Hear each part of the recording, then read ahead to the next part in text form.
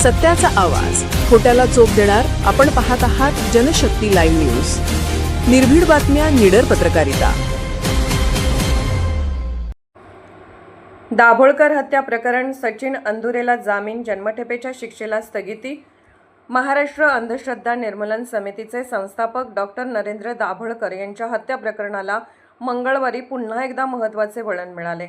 मुंबई उच्च न्यायालयाने या प्रकरणातील दोषसिद्ध आरोपी सचिन अंदुरे याला जामीन मंजूर करत त्याच्या जन्मठेपेच्या शिक्षेला अपील प्रलंबित असेपर्यंत स्थगिती दिली. न्यायमूर्ती सारंग कोतवाल आणि न्यायमूर्ती रणजितसिंह भोसले यांच्या खंडपीठाने हा निर्णय दिला. डॉक्टर नरेंद्र दाभोळकर यांची 20 ऑगस्ट 2013 रोजी पुण्यातील ओंकारेश्वर परिसरात मॉर्निंग वॉक करत असताना दुचाकीवरून आलेल्या 2 हल्लेखोरांनी गोळ्या झाडून हत्या केली होती.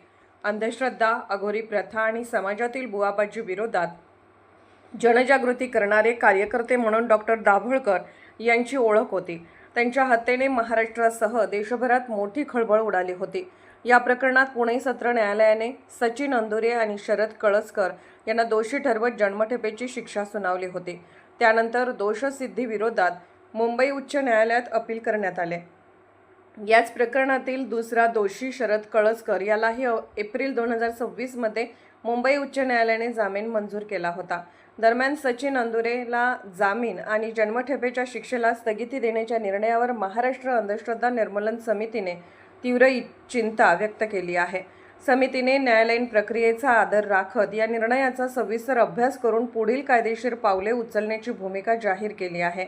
अनिशच्या मते जामीन किंवा शिक्षेला स्थगिती मिळणे म्हणजे दोषसिद्धी रद्द होणे अथवा संबंधित व्यक्ती निर्दोष ठरणे नव्हे. मात्र डॉक्टर दाभोळकर यांच्या हत्येमागील व्यापक कटाचा आणि कथित मास्टर माइंडपर्यंत पोहोचण्याचा तपास अद्याप पूर्णपणे स्पष्ट झालेला नसल्याने समितीने या प्रकरणाबाबत अस्वस्थता व्यक्त केली आहे.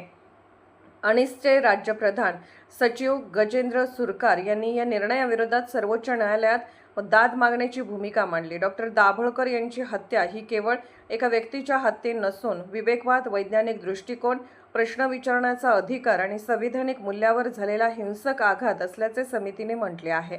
हत्येमागील संपूर्ण कटाचा उलगडा करून संबंधित प्रत्येक व्यक्तीची कायदेशीर जबाबदारी निश्चित व्हावी आणि डॉक्टर नरेंद्र दाभोळकर यांच्या हत्येला न्याय मिळावा अशी मागणी अनिसने केली आहे.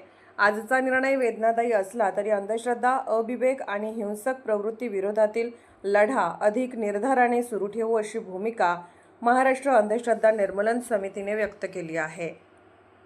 जनशक्ती लाईव्ह न्यूज चॅनलला लाईक करा, शेअर करा आणि सबस्क्राईब करा.